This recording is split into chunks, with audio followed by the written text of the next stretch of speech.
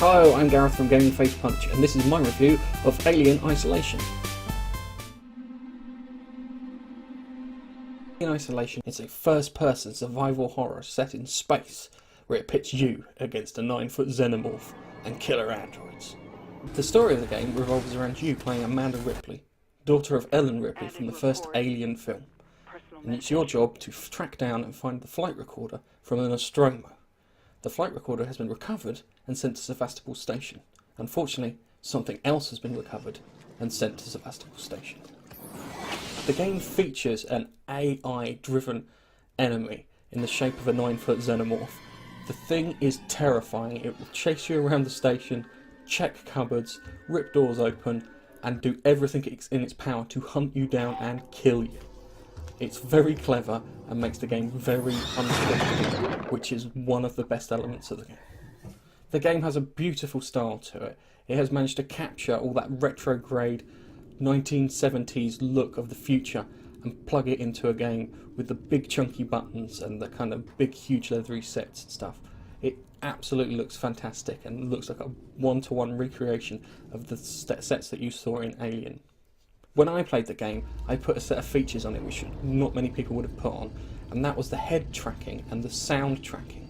Now the sound tracking alerts the alien to your presence if you make too much noise, which I found absolutely brilliant. Unfortunately, I did get killed by the pizza delivery man when he rang the doorbell and I was hiding from one of the aliens. What I loved about this game was the fact that it had recreated all those bits from Aliens, including the terror. Yeah, it had the aesthetic, but it had the terror. Yeah, most people watch these films and turn around and go, well, if I had a gun, I'd take it on. In this game, you can get a gun, you can take it on, but you'll lose. So you understand the absolute terror of trying to deal with this thing and trying to kill or stop this creature on this station. Other parts inside the game include meeting up with other survivors. Now, most times when you meet up with other survivors, say like in Bioshock or whatever, the survivor's just out and out there to kill you. But you can walk up to some of the survivors and they will, greet you normally, and some won't. But one of the fantastic things you can do is you can set the alien on them. You can get one of these devices called a noisemaker or a flashbang, lob it into a crowd, and before you know it, the alien has mopped up all your enemies in one foul swoop.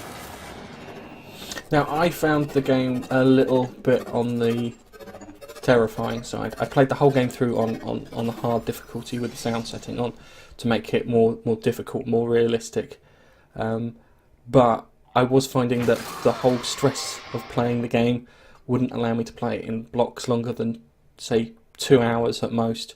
The other part of it too is the longer you play, the smarter the alien seems to get, and it seems to get more intelligence until you reset the machine, and all of a sudden its intelligence seems to then shrink back down to 0 and has to relearn a load of stuff.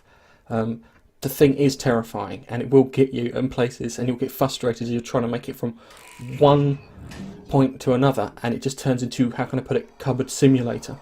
As you jump from one cupboard to another cupboard to another cupboard, hoping this thing won't open the doors.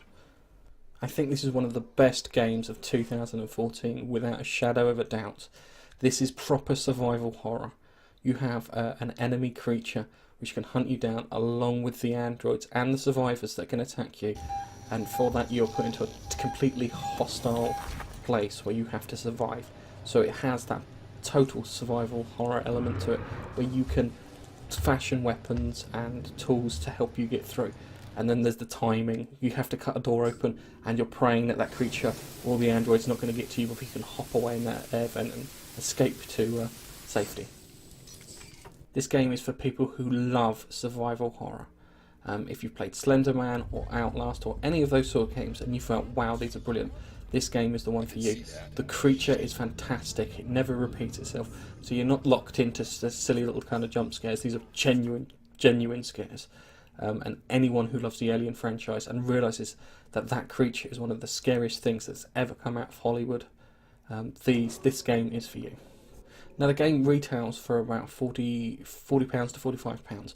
It is worth that money. You will get enough gameplay out of the thing. As long as you can sit through the scares and you don't mind being kind of terrified playing it, this game is definitely for you, and you will get your money's worth out of it at £45. I played the full whack for it. I believe it was worth it. And I don't regret it in one sense. So if you see it for under £30, buy it, you're getting yourself a bargain. it's a good game. A lot of people complained that it was too long, but that shows that it had a level of value for money which other games wouldn't do, where they would have streamed the content down to about 12 hours, and where this is a lot longer. And there are more exciting things, especially towards the end of the game. People complained at the backtracking, but the backtracking's there for a reason, but I'm not going to spoil it. I don't give very many 5 out of 5s, but this is a 5 out of 5 for a survival horror game. As long as you understand that it's a survival horror game, and you're going to be scared, and you can hack your way through it, it is a full 5 out of 5. Nigel's informed me in my ear that I can't just give it a 5 out of 5, I have to give it a gaming face punch 5 out of 5. So, unlike a 5 out of 5, he gets a better 5 out of 5, because he's given a gaming face punch 5 out of 5. This game is aged at a demographic 5 to 7 year olds, because you want to scare the shit out of them and never have them sleep again.